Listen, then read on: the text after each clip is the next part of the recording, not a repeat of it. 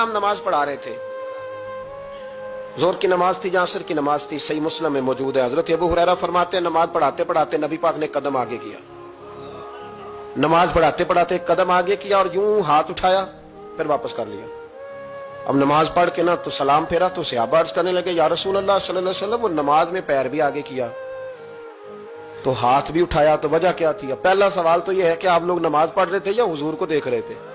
तो सहाबा तो पहले ही बताते हैं कि भाई हम तो पहली साफ में नमाज इसलिए पढ़ते थे कि नमाज भी होती रहती थी और चुपके चुपके महबूब की दीद भी होती रहती थी।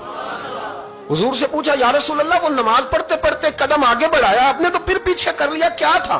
और हाथ उठाया तो फिर आपने नीचे कर लिया। तो नबी करीम फरमाने लगे नमाज पढ़ाते पढ़ाते जब मैंने कहा ना समी अल्लाहु लिमन हमीदा, अचानक मेरी नजर उठी तो जन्नत में चली गई।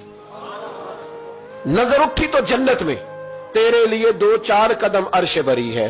तो महबूब फरमाते हैं जब मेरी ऊपर नजर गई ना तो मैंने देखा कि अंगूरों का एक खोशा लटक रहा है जन्नत में, तो मैंने हाथ बढ़ाया कि तोड़ लूं। हुजूर खड़े हैं मस्जिद नबवी में और फरमाते हैं कि मैं यहां खड़े होकर हाथ ऊंचा करूं तो मेरा जन्नत तक पहुंच जाता है। फरमाया मेरा इरादा हुआ कि वो खोशा जन्नत का तोड़ लूं और जरा मैंने पैर आगे बढ़ाया ही था तो मेरे दिल में ख्याल आया कि जन्नत राज है तो राज ही रहनी चाहिए, ये राज खोल गया तो मजा नहीं आएगा।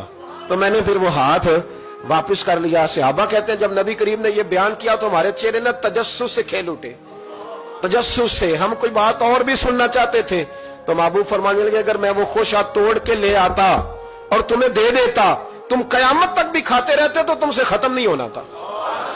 ये सही मुस्लिम की हदीस है। ओ भाई, मेरे रसूल करीम के वाक़या में राज पे शिकवा करना, कहना समझ में नहीं आती कैसे गए थे। तो तू जो चाहे तो हर शब हो मिसाले शब असरा, इसलिए कि तेरे लिए 2-4 कदम